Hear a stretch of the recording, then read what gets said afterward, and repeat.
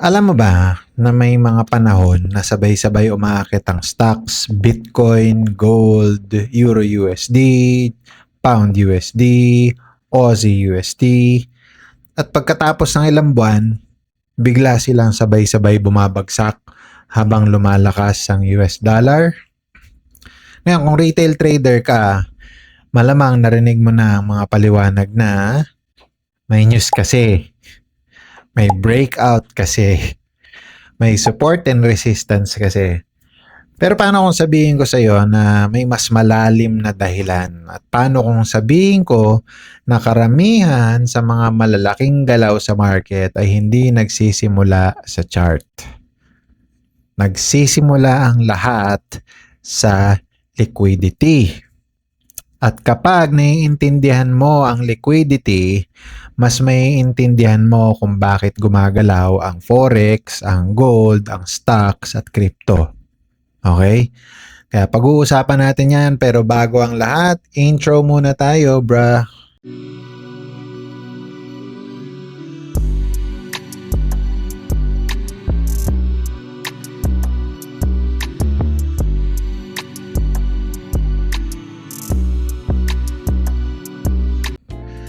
Alright, what's up mga ka-Noipy? Here's your boy Forex Noipy. Sa video na to, pag-uusapan natin part 3 na to, no? Fundamental tutorial ko sa inyo ha. I'm really just doing this to help our fellow Kanoipis to understand macro fundamentals or macroeconomics to be able to use it for trading. Ngayon, kung ngayon ka pa lang nanonood, balikan mo yung ibang mga videos ko that was made recently para makakatch up ka sa series na to. Okay? Kasi sa video na to, pag-uusapan natin ano ang liquidity. Hindi ito yung nakikita nyo sa charts, no? Like for example, ito makikita nyo dyan. Sasabihin ng mga tao, may liquidity dito. So, may liquidity graph na mangyayari dito sa taas. Tapos biglang magse-sell off na yan. Yung mga ganyang klaseng kabanuan that doesn't always work. Okay? So, pag-uusapan natin yan kung ano yung liquidity, paano ito nililikha at binabawasan. Bakit ito mahalaga sa forex trader, sa mga nandyan nating mga kanoypi natin nagte-trade ng forex, paano naapektuhan ng Euro USD, mga pound pairs, mga US pairs at gold, okay? Tsaka pag-uusapan natin paano ito ginagamit ng mga institutional traders para makita ang bigger picture. If you haven't noticed it yet, yung mga series of videos natin, we always follow institutional traders because the money is there, the big money is there. Doesn't matter if they're right or wrong, pero at the point of it is, you follow your retail trader influencer. Thanks. Wala, mas top out ka lang or maubos ka. But we follow what the institutional traders do because that's where the money is. The banks, hedge fund managers, okay? So pag-usapan muna natin yung the biggest trading myth. Maraming traders ang naniniwala na charts ang nagpapatakbo ng market. Ay, Diyos ko po, I had that first-hand experience. Nakipagdebate ako sa isang tao sa Discord at nagkabastusan na. Ang ending, kinik ko na lang siya, palis. Okay, pero isipin mo to, Kanoypi ha. Bago magkaroon ng candlestick sa chart, may nangyari munang transaction. Okay, ibig sabihin nun, may bumili at may nagbenta. At bago sila bumili o magbenta, may dahilan kung bakit nila ginawa yon. Okay, at kadalasan, ang dahilan na yon ay konektado sa daloy ng pera sa financial system. Tapos, yung charts na nakikita nyo dyan, yan ang resulta. Liquidity is often one of the causes. Often, ha? Kaya kapag siguro, puro technical analysis lang ang alam ng isang trader, parang tinitingnan lang niya ang pag-usok pero hindi niya alam kung saan nanggagaling ang apoy. Okay? Ngayon, pag-usapan natin yung liquidity dahil konektado itong mga sinasabi ko eh. Mag-imagine ka na may swimming pool. Okay? Ang tubig ay liquidity. Okay? At ang mga bangka or yung mga floaters ay iba't ibang mga assets. Yan yung stocks, forex, gold, crypto. Sama na natin pati real estate. Okay? Kapag dinagdagan mo ng tubig ang pool, mas tataas ang lutang ng mga floaters, right? Kung maglagay ka man dyan ng kayak, okay? Kapag binawasan mo ang tubig, bumababa rin sila, di ba? Ganito rin ang financial markets.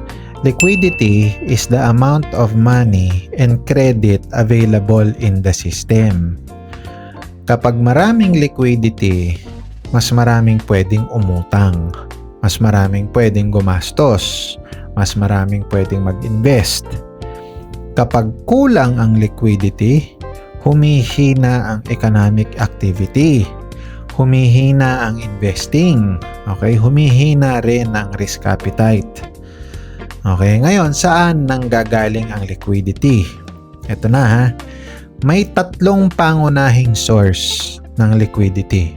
Unang-una sa lahat, yung mga central banks like Federal Reserve, yung mga equivalent parts nila or equivalent central banks nila sa iba't ibang regions. Sa Europe, kapag nagpapababa sila ng interest rates, mas mura ang utang. Kapag mas mura ang utang, businesses will expand. Consumers will spend more and investors will take more risk. Okay? Number 2, yung commercial banks. Yung mga maliliit na bangko or yung mga katulad dito sa Pilipinas, BPI, Metrobank, PNB, yan. So sa ibang bansa may mga ganyan ding klase na hindi Federal Reserve. Okay? Ano yan? JP Morgan Chase, Wells Fargo, Bank of America, yan yung mga commercial banks na every time nagpapautang ang banks, nagdadagdag ang pera sa sirkulasyon. Okay? Yan yung number 2 na pinanggagalingan ng liquidity. Okay?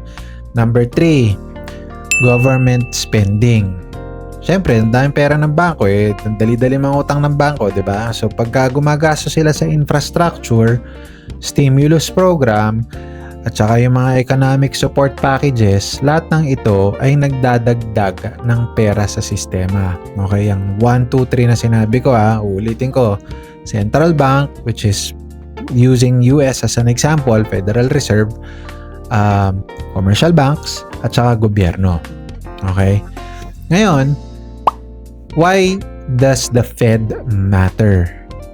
Kasi kung trader ka ng Forex, dapat alam mo na ang Federal Reserve ang isa sa pinakamahalagang institusyon sa mundo. Bakit? Dahil ang US dollar ang reserve currency ng mundo Diba? Tapos karamihan ng major currency pair, ay may USD. Euro USD, Pound USD, Aussie USD, NCD USD, diba? USD JPY, USD CAD, USD CHF. Kapag gumalaw ang USD, maraming markets ang naapektuhan. Kaya kapag nagbabago ang policy, interest rate wise, ng Federal Reserve, hindi lang Amerika ang apektado. Okay? Kaya bukas, mga kanoypi, abangan nyo dahil may FOMC bukas. Alright? Ngayon, anong relationship naman ng interest rates at ng liquidity? Kinig ka, kapag mataas ang inflation, kadalasan nagtataas ng interest rate. Kadalasan hindi palagi. Ngayon, bakit nila ginagawa yon? Para pabagalin ang ekonomiya. Okay? Kapag mataas ang interest rates, mas mahal umutang, mas konti yung loans, mababa ang spending. Ang resulta, mas mabagal ang liquidity growth. Okay? Kapag mababa naman ang rates, mas murang umutang, mas murang loans, mas maraming investments, Ang resulta, mas mabilis ang liquidity growth. Pera yan eh. Diba?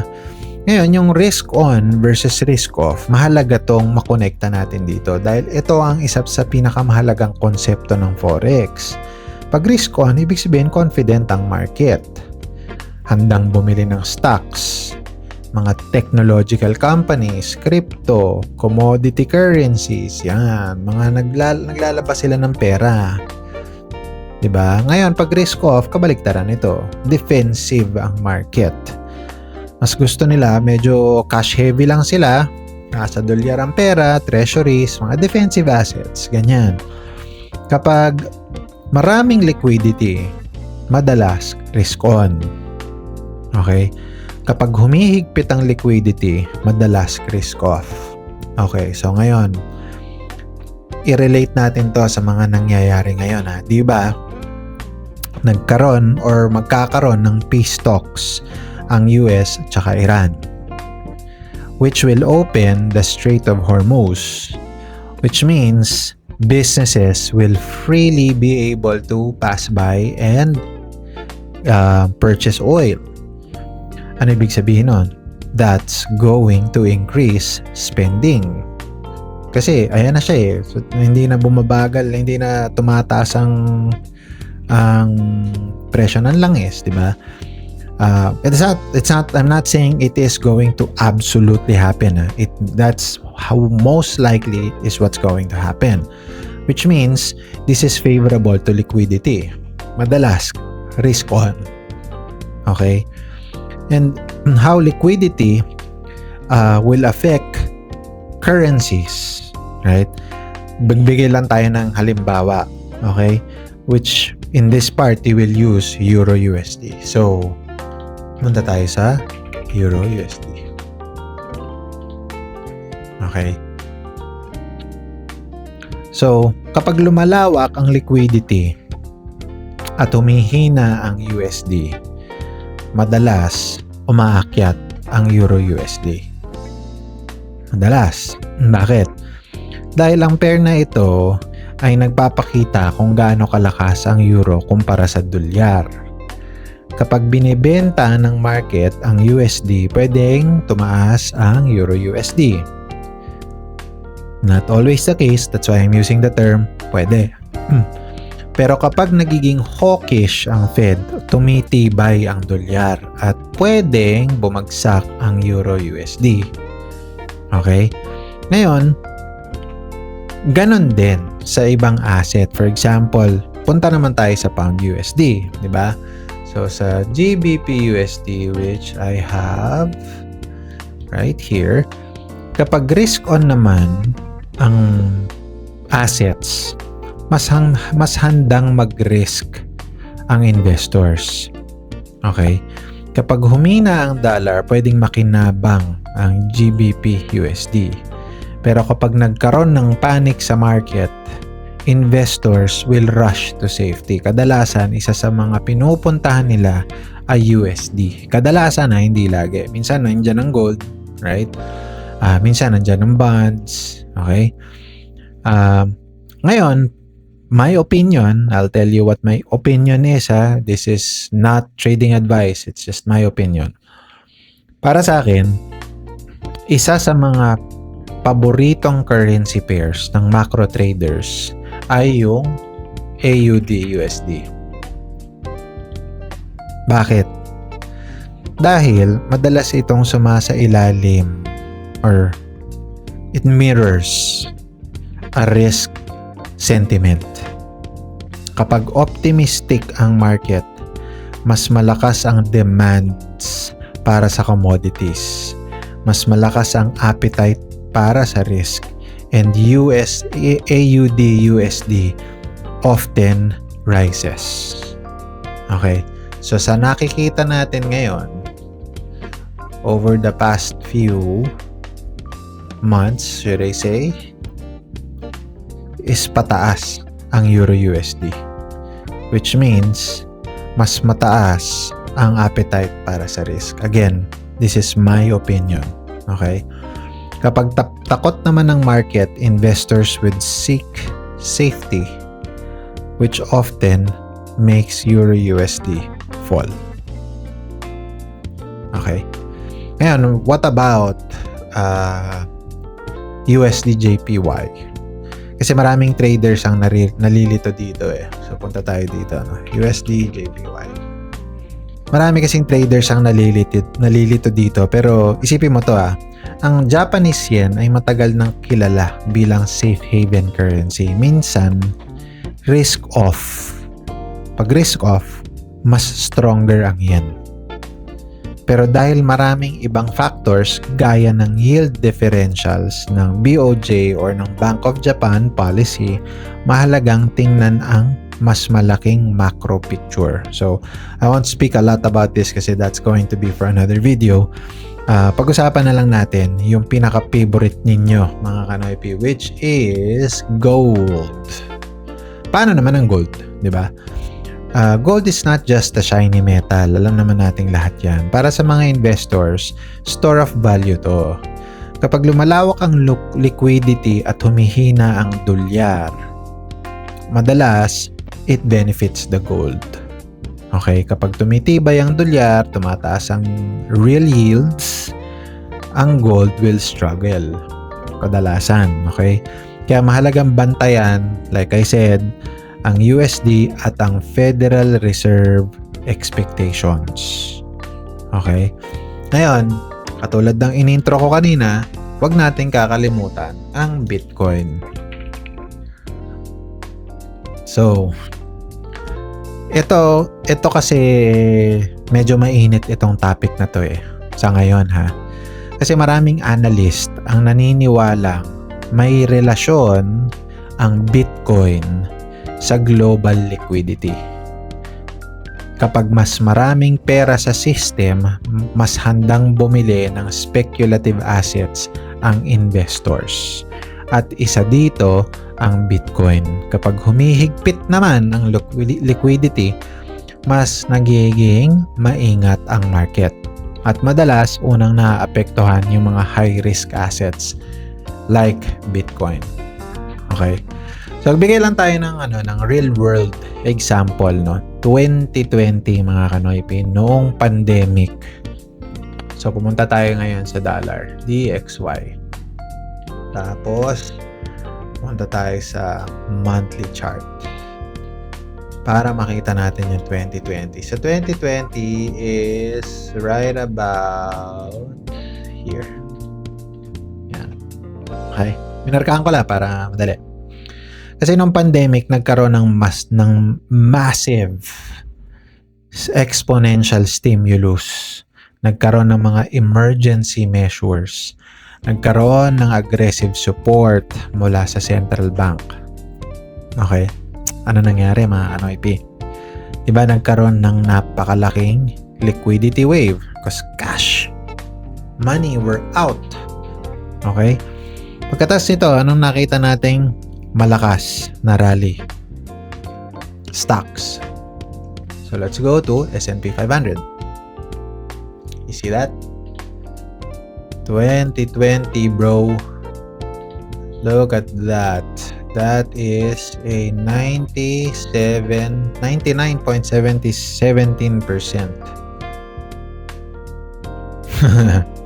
In 2 years, as a matter of fact, I think, 2020 to 2022. Diba? Nagkaroon ng malakas na rally. Ganun din naman yung nangyari sa crypto tsaka yung mga risk assets natin. Okay. Ngayon, pag we jump towards the 2022, year 2022, pagdating ng mataas na inflation, nagbago ang sitwasyon. Kasi nagtaas ng rates ang Federal Reserve. So, andito na yan, 2022. Markahan ulit natin. Diba?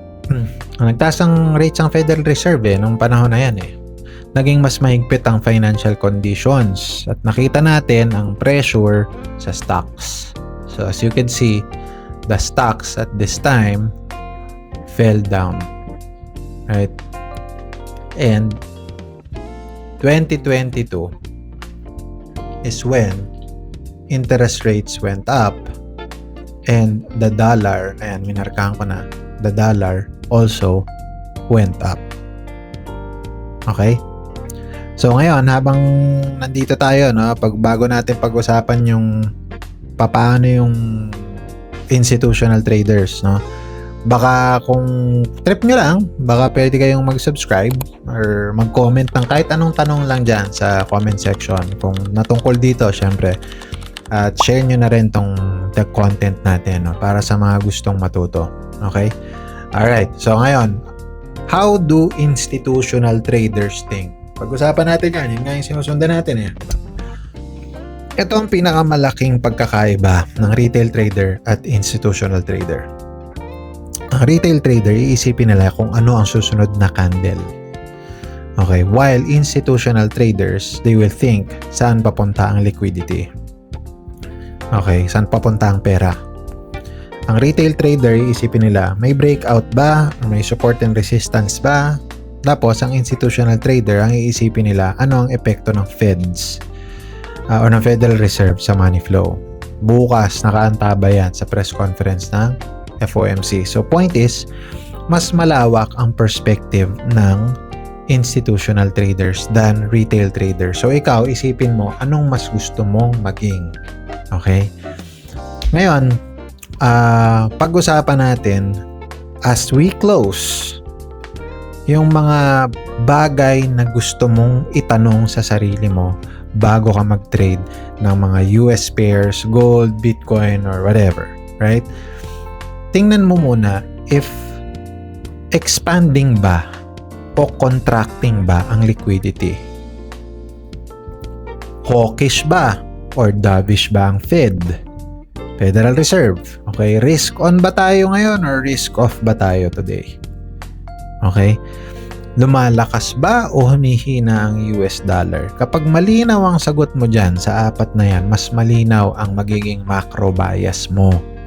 Okay? Ngayon, as we close, tandaan nyo, most traders spend years mastering indicators. Walang masama doon. Walang masama doon. Pero wag mong kalimutan na may mas mahalagang at may mas malaking laro na nangyayari sa likod ng charts. Yan yung flow ng pera. Flow ng liquidity. Because markets do not move simply because of chart patterns, candlestick patterns. They don't do that. Market move because of capital, because of money. At kapag naiintindihan mo kung paano gumagalaw ang liquidity sa financial system, mas maiintindihan mo kung bakit gumagalaw ang forex pairs, ang gold, ang stock at ang crypto. At doon, nagsisimulang mag-isip ang trader hindi lang bilang chart trader, kundi bilang market observer na nakakaintindi sa mas malaking kwento sa likod ng bawat galaw ng presyo. Hanggang dito na lamang po mga Kanoy P. Please follow me on all my socials. Hit like, subscribe, and comment down below for any questions. I will see you on my next video. Bye!